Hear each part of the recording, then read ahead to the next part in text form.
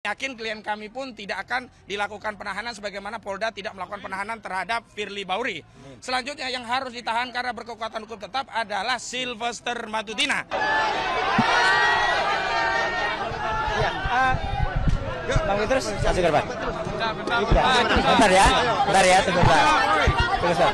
Teman-teman jangan nutupin yang belakang. Ya. Yang depan akan nunduk.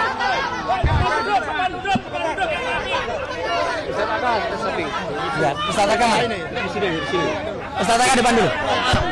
Bentar ya. Halo, diawali. Makasih media. Bismillahirrahmanirrahim. Assalamualaikum warahmatullahi wabarakatuh. Waalaikumsalam. Baik, hari ini kami memenuhi panggilan dari Polda Metro Jaya yang telah secara sepihak dan zalim menetapkan klien kami sebagai tersangka dengan bukti-bukti walaupun banyak tidak memiliki relevansi dengan apa yang dituduhkan dan tidak pernah diketahui secara pasti apakah bukti itu bisa menguatkan tuduhan ada pencemaran, tuduhan ada menyerang kehormatan yang dilaporkan oleh saudara Joko Widodo. Ya. Walaupun ada 700 bukti, ada 130 saksi dan 22 ahli, itu semuanya versi penyidik. Kalau tidak ada relevansinya maka tidak bernilai. Saya ambil analogi untuk membuktikan seorang itu adalah perempuan, salah satunya dia head.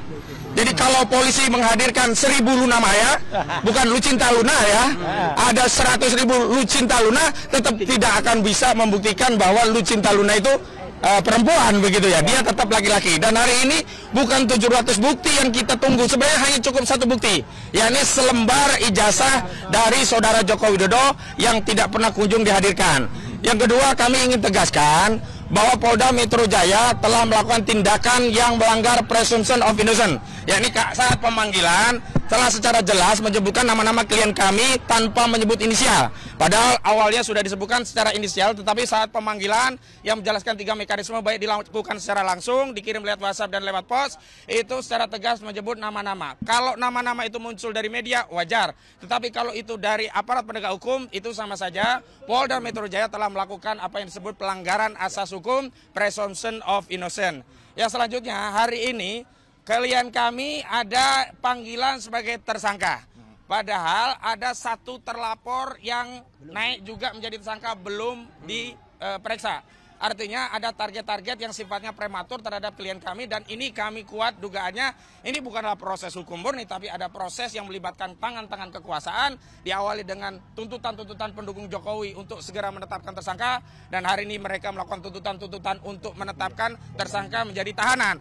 Saya tegaskan hari ini yang harusnya segera ditahan adalah Firly Bahuri yang sudah 2 tahun lebih sudah tersangka. Tetapi Polda Metro Jaya tidak melakukan tindakan apapun. Karena itu hari ini kami yakin klien kami pun tidak akan dilakukan penahanan sebagaimana Polda tidak melakukan penahanan terhadap Firly Bahuri. Selanjutnya yang harus ditahan karena berkekuatan hukum tetap adalah Sylvester Matutina. Karena dia sudah inkrah. Dan Sylvester Matutina saat penyidikan di tingkat kepolisian tidak pernah ditahan. Karena sebelum menjadi terpidana, dia dulu pernah menjadi terdakwa dan sebelumnya juga pernah menjadi tersangka. Dan dalam proses tersangka itu yang pasalnya juga sama, penghinaan dan fitnah 310311 KHP, saudara Sylvester Matutina tidak pernah ditahan dalam prosesnya. Karena itu hari ini sebagai bukti bahwa negara kita negara hukum, Polda sedang menjalankan penegakan hukum, tidak ada proses penahanan terhadap klien kami. Selanjutnya dari koordinator litigasi Bang Petrus Celestinos kami persilakan. Ya. Pak Petrus dulu. Pak Petrus. Maaf, hormati tim kami ya. Pak Petrus. Iya. Waktunya nanti ada. Jadi singkat saja, bahwa hari ini pemeriksaan hari ini harus menjadi momentum penting, terutama bagi penyidik. Harus beri kesempatan seluas-luasnya kepada tersangka yang dipanggil untuk kita adu bukti. Karena penyidik menyatakan bahwa mereka sudah punya ratusan bukti, ratusan saksi, puluhan ahli. Sementara dari Mas Roy, Pak Rismon, dan mungkin juga Dr. Tifa, masing-masing juga bawa bukti hari ini. Kita adu secara terbuka di dalam ruang pemeriksaan. Supaya ini tidak menjadi teka-teki. Karena selama ini polisi hanya fokus kepada bukti-bukti yang dimiliki oleh pelapor yaitu Jokowi. Sementara bukti-bukti yang menjadi kekuatan utama para tersangka ya Mas Roy, Pak Rismon, Dr. Tifa sama sekali belum disentuh oleh penyidik. Jadi kami minta polisi harus memberikan prioritas kepada 3 orang ini untuk kita adu bukti di dalam. Saya kira itu saja. Selanjutnya Mas Roy, silakan. Oke. Ya, bismillahirrahmanirrahim. Pertama-tama alhamdulillah terima kasih telah hadir membersamai kami. Jadi kami hadir, saya Dr. Ismon Sianipar dan juga Dr. Tifa yang sudah ada di dalam bersama para kuasa hukum kami dan para mak-mak dan juga supporter, ada juga dari Muhammadiyah yang juga membersamai ya, yang baru mendampingi kami dan semua yang ikut ya hari ini mengucapkan terima kasih dulu atas kebersamaannya. Dan kami ini kenapa saya harus mengucapkan terima kasih? Karena kami hadir bukan mewakili pribadi. Saya bukan mewakili saya sendiri, Dr. Ismon tidak mewakili Dr. Ismon sendiri, Dr. Tifa juga tidak. Kami mewakili seluruh rakyat Indonesia yang menginginkan perubahan atas negeri ini. Ya, negeri ini sudah lama lebih dari satu dekade mengalami suatu rezim yang sangat jahat, sangat bengis, dan utamanya adalah apa? Yang telah menggunakan segala cara, menggunakan segala daya, termasuk ada penggunaan ijazah palsu yang kemudian tidak berani terbongkar sampai dengan sekarang. Dan kami ini juga untuk menegakkan kebenaran. Jangan sampai Pak Prabowo Subianto sebagai presiden yang ada sekarang mengulangi kesalahan yang dilakukan pada rezim yang lalu yang telah mempidanakan ya dua anak bangsa, yaitu Bambang Trimulyono dan juga Gus Nur. Ya, masa rela Pak Prabowo malah menambah dengan angka saktinya. Pak Prabowo kan suka angka 8, ya. Masa di rezim Pak Prabowo tambah 8 lagi yang akan dipidanakan. Itu kan sungguh luar biasa, ya. Dan saya tahu ini mungkin bukan kesalahannya Pak Prabowo, tapi ini adalah kesalahan dari orang-orang yang ada sekitar Pak Prabowo untuk membusukkan presiden. Jadi sekali lagi kami hadir atas nama rakyat Indonesia untuk melakukan ini, dan kami menyatakan bahwa ini kami tahu bahwa kami akan dikriminalisasi.